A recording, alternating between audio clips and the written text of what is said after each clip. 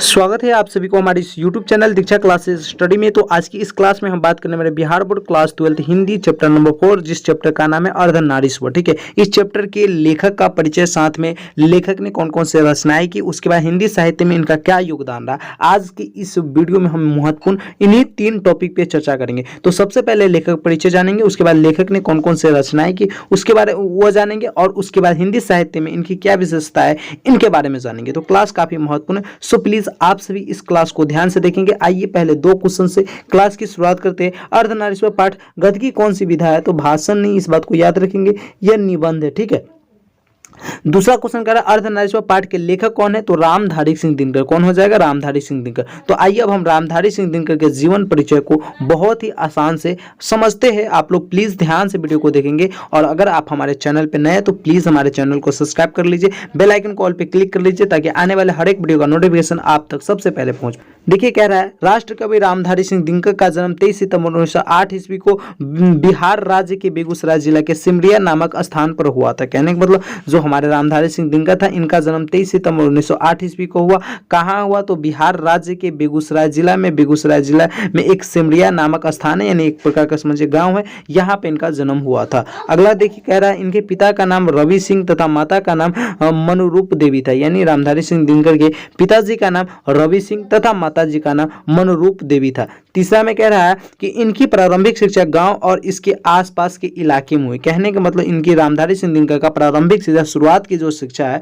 वह इन्होंने अपने गांव में तथा गांव के आसपास की जितने भी स्कूल थे उन सारे स्कूलों में इन्होंने अपना शिक्षा को ग्रहण किया था। ठीक है, इसके बारे में हमने महत्वपूर्ण रूप से इतना चर्चा की कि रामधारी सिंह दिनकर का जन्म 23 सितंबर 1908 ईस्वी को हुआ। कहाँ हुआ? तो बिहार के बेगूसराय जिला के सिमरिया नामक स्थान पर हुआ। इनके माता का नाम मनुरूप देवी तथा पिता का नाम रवि सिंह है, और इन्होंने प्रारंभिक शिक्षा गांव से ही प्राप्त किया। आगे देखिए, इसके बारे में और भी जानकारी जानते हैं। इनका परिचय जानना है तो बहुत ही विस्तार से इनका परिचय जानेंगे, जैसे कि हम चैप्टर 1, चैप्टर 2, चैप्टर 3 में सारे लेखक का परिचय, उसी प्रकार से हम इस वीडियो में भी इन लेखक के यानी रामधारी सिंह दिनकर के परिचय को जानेंगे। आगे कह रहा है कि इन्होंने सन 1928 ईस्वी में मोकामा घाट रेलवे हाई स्कूल से मैट्रिक पास किया, और सन 1932 में पटना कॉलेज से इतिहास विषयों में बीए ऑनर्स किया। कहने का मतलब इसको समझिएगा, इन्होंने कौन? तो रामधारी सिंह दिनकर ने 1928 ईस्वी में सबसे पहले मोकामा घाट रेलवे स्टेशन हाई स्कूल था, जहां से उन्होंने मैट्रिक पास की, और उसके बाद 1932 में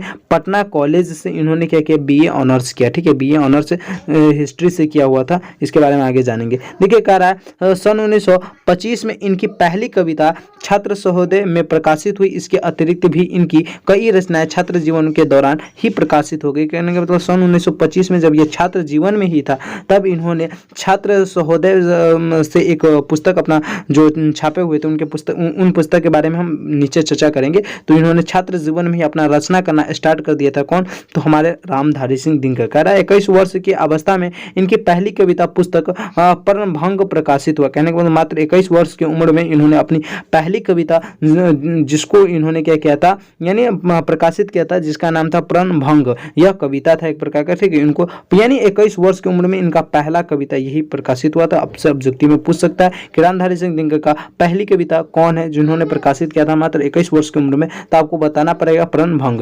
ठीक है, कह रहा अध्ययन प्राप्त करने के बाद इन्होंने HE स्कूल बड़बिघा में प्रधान अध्यापक का पद ग्रहण किया। कहने का मतलब जब इन्होंने अध्ययन प्राप्त कर लिया, उसके बाद यह नौकरी की तलाश किया, तो नौकरी की तलाश में इन्हें HE स्कूल बड़बिघा में प्रधान अध्यापक का पद मिला। यानी इन्होंने HE स्कूल में यह प्रधान अध्यापक बन गए। कहने का मतलब हेड मास्टर के रूप में वहां पे यह कार्यरत हो गए, काम करने लगे। इसके बाद वे सब रजिस्ट्रार नियुक्त किए गए, यानी इसके बाद सब रजिस्ट्रार नियुक्त किए गए, और जनसंपर्क विधान एवं बिहार विश्वविद्यालय के प्रोफेसर बने। कहने का मतलब लगातार अपने प्रयास से पहले रजिस्ट्रार, सब रजिस्ट्रार बने, फिर नियुक्त किए गए, फिर उसके बाद जनसंपर्क विभाग एवं बिहार विश्वविद्यालय के प्रोफेसर भी बने। यानी इस प्रकार से अपना पहले प्रधानाध्यापक बने, उसके बाद जन रजिस्ट्रार बने, उसके बाद जनसंपर्क विभाग में भी गए। उसके बाद यह बिहार विश्वविद्यालय यानी मुजफ्फरपुर जो विश्वविद्यालय, उस विश्वविद्यालय का इन्होंने क्या बन गया, प्रोफेसर बन गया। ठीक है, यहाँ तक इनके बारे में जानकारी ले लीजिए। देखिए कह रहा है बाद में भागलपुर विश्वविद्यालय में उप कुलपति के रूप में प्रतिष्ठित हुए। कहने का मतलब इन्हें प्रसिद्धि मिली जब भागलपुर विश्वविद्यालय में या उपकल्पित के रूप में इन्होंने वहाँ पे कार्य करना स्टार्ट किया था, तो यहाँ पे उनको काफ़ी ज़्यादा पहचान मिला था। साथ में करा वहीं इन्होंने हिंदी सलाहकार के रूप में भी कार्य किया, वे राज्यसभा में सांसद भी रहे। कहने के वही इन्होंने हिंदी सलाहकार के रूप में, यानी हिंदी के सलाहकार, कहने का मतलब सलाहकार क्या होता है, सलाह देने, हिंदी कैसे बात करना है, कैसे बोलना है, किस प्रकार से हम हिंदी की भाषा को अपने विस्तार से रूप से दुनिया में फैला सकते, इन पर वह सलाहकार के रूप में काम भी किया। साथ में वो राज्यसभा में सांसद भी बने हुए थे।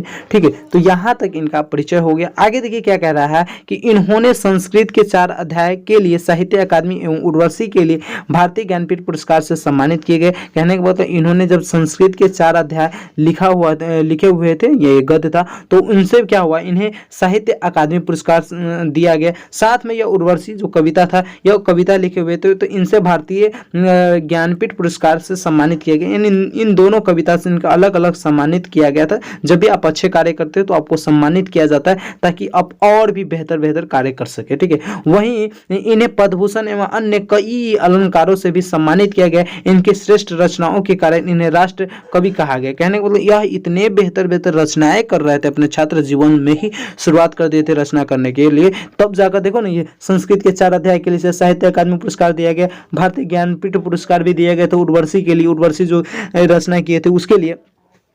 वहीं इन्होंने पद्मभूषण से भी से सम्मानित किए गए। इस प्रकार से कई अलंकारों से इसे सम्मानित किया गया, और यह जब सम्मानित होने लगे ना, तो इसे बिहार का राष्ट्र कवि कहने लगे, यानी राष्ट्रीय कवि, बिहार का राष्ट्र कवि कहा जाने लगा, देश का राष्ट्र कवि कहा जाने लगा। ठीक है, कह रहा साहित्य के इस महान कवि का निधन 24 अप्रैल 1974 के दिन हो गया था। 24 अप्रैल 1974 के दिन साहित्य के इस महान कवि का निधन हो गया था। आपको मालूम है यह कहाँ पर हुआ था निधन, क्योंकि इसके बारे में हम पिछले चैप्टर के जो 3रा नंबर चैप्टर पढ़े थे उसमें आपको बताए हुए थे। इसका निधन बड़ा ही रोचक हुआ था, तो आप लोग जान सकते हैं, 3रा नंबर जो चैप्टर पढ़े होंगे हमसे उनको मालूम होगा। तो आइए अब हम इनके रचनाएं पे चर्चा करते हैं। काफ़ी महत्वपूर्ण यह क्लास है, प्लीज़ आप लोग इनकी रचनाएं को याद कर लीजिएगा, क्योंकि इससे एग्जाम में आपके क्वेश्चन आना तय है। ठीक है, 1 या 2 क्वेश्चन आपके इससे एग्जाम में आता ही है हर साल। रामधारी सिंह दिनकर की रचनाएं, काव्य कृति में इन्होंने बहुत सारे रचनाएं किए, लेकिन कुछ जैसे प्रभंग सबसे पहले इन्होंने रचना किया 1929 में,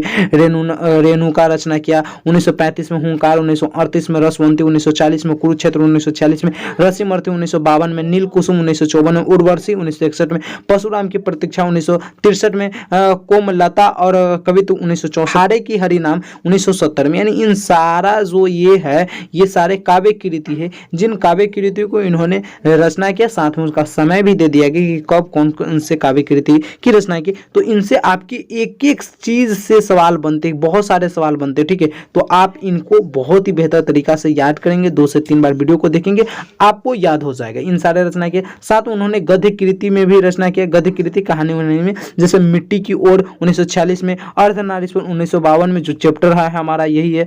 और उसके बाद संस्कृत के 4 अध्याय 1956 में, काव्य की भूमिका 1958 में, वर्ड पीपल 1961 में, शुद्ध कविता की खोज 1966 में, दिनकर की डायरी 1973 में। इस प्रकार से बहुत सारे गद्य में भी रचनाएं की, साथ में हमारा काव्य कृति में भी इन्होंने बहुत सारे रचनाएं की। अब मेरा लास्ट टॉपिक है हिंदी साहित्य में इनकी क्या विशेषता है, आइए इनको समझते हैं। कह रहा राष्ट्र कवि रामधारी सिंह दिनकर जितने बड़े कवि थे उतने ही श्रेष्ठ गद्यकार भी थे। कहने का तो राष्ट्र कवि जो रामधारी सिंह थे जितने बड़े कवि थे ना, उतने ही बड़े गद्यकार भी थे, यानी गद्य भी लिखते थे। कहने का मतलब कहानी वहानी भी होते, कवि तो थे ही और गद्य भी लिखते थे, इसीलिए इसे राष्ट्र कवि भी कहा गया था। इनके गद्य में भी काव्य की अनुरूप की खोज, पौरुष तथा उत्साह दिखाई देता था, यानी इनके गद्य में जो काव्य करते थे उसी प्रकार से इनके गद्य में भी उन सारे उत्साह को दिखाया जाता था, ये खुद दिखाते थे। ये छायावदोत्तर युग के प्रमुख कवि थे। यह पूछ सकता है आपसे ऑब्जेक्टिव क्वेश्चन कि जो हमारे रामधारी सिंह दिनकर है वह किस युग के कवि है, तो छायावदोत्तर युग के यह कवि है। इन्होंने प्रबंध, मुक्तक, गीत, प्रगति काव्य, नाटक आदि अनेक काव्य शैलियों में उत्कृष्ट रचनाएं प्रस्तुत की है। इन सारे में बहुत सारे रचनाएं को यह प्रस्तुत की है खुद से। गद्य के क्षेत्र में दिनकर जी कई उल्लेखनीय कृतियां दी है जो उनके युग की उपलब्धि मानी जाती है। साथ में देखिए लास्ट टॉपिक क्या कह रहा है कि उनके गद्य में विषय वस्तु और शैली की दृष्टि से पर्याप्त वैविध्य है, साथ ही उनके व्यक्तित्व का प्रभाव भी परिलक्षित होता है। कहने का तो उनके गद्य में भी इस प्रकार से, जिस प्रकार से वो काव्य लिखते हैं और सारे चीज को दर्शाने की, सारे चीज को, भावनाओं को बताने की कोशिश करते हैं, उस प्रकार से इनके गद्य में भी वो सारी चीज देखने को मिलता है। तो इस प्रकार से हमने आज की क्लास में अर्धनारीश्वर पाठ के लेखक रामधारी सिंह दिनकर के बारे में पूरा जीवन परिचय जान गया। देखिए इस जीवन परिचय में उनका जन्म, उनके माताजी का नाम, उनका जन्म कहाँ हुआ, यह महत्वपूर्ण रखता है। उन्हें कौन कौन से पद से सम्मानित किया गया था, यह महत्वपूर्ण रखता है। साथ में उनकी रचनाएं में कौन कौन से रचनाएं, कब रचनाएं लिखी गई, कब प्रकाशित हुआ, यही महत्वपूर्ण रखता है। इस प्रकार से हमने आज की इस क्लास में बड़े ही आसानी तरीका से रामधारी सिंह दिनकर के जन्म के बारे में, साथ में उनके पूरे जीवन परिचय के बारे में जान लिया। तो अगले क्लास में हमें क्या पढ़ना है, अर्धनारीश्वर पाठ का सारांश पढ़, उसके बाद हम फिर ऑब्जेक्टिव फिर सब्जेक्टिव पढ़कर हम इस क्लास को क्या करेंगे, द एंड कर लेंगे। तो आशा करते हैं यह क्लास आपको काफी अच्छा लगा होगा। प्लीज अच्छा लगा तो please like, subscribe and share कीजिए और अपने सारे दोस्तों में फैलाइए। और अगर आप चाहते हैं कि इन सारे चीज का PDF लेकर तैयारी करना, नोट्स लेकर तैयारी करना, तो आप हमारे पेड ग्रुप में ज्वाइन हो जाइए। पेड ग्रुप में ज्वाइन होने के लिए अभी हमारा ऑफर चल रहा है। हमारे कोर्स का दाम है 499 रुपये 1 साल के लिए, लेकिन ऑफर में भी आपको 249 रुपये में मिल जाएगा। और नंबर नीचे आपको दिख रहा होगा, उस नंबर पे आप व्हाट्सअप कीजिएगा। साथ में उसी नंबर पे या आपको बता दिया जाएगा जैसे ही व्हाट्सअप कीजिएगा कि हमें सर पेड ग्रुप में ज्वाइन होना है, तो आपको उतना पैसा पे कर दीजिएगा इतना। उसके बाद आपको पेड ग्रुप में ज्वाइन कर दिया जाएगा, जहाँ पे महत्वपूर्ण क्लासें भी दिया जाता है, कुछ प्राइवेट क्लास, साथ में आपको टेस्ट की भी सुविधा वहाँ पे दिया जाता है। तो आप लोग ज्वाइन होना चाहते हैं तो ज़रूर ज्वाइन हो जाइएगा। बाकी यूं ही आप अपने हमारे इस YouTube चैनल पे भी क्लास करते रहिए। Thank you so much. फिर मिलते हैं अगले क्लास में, जब तक के लिए जय हिंद, जय भारत।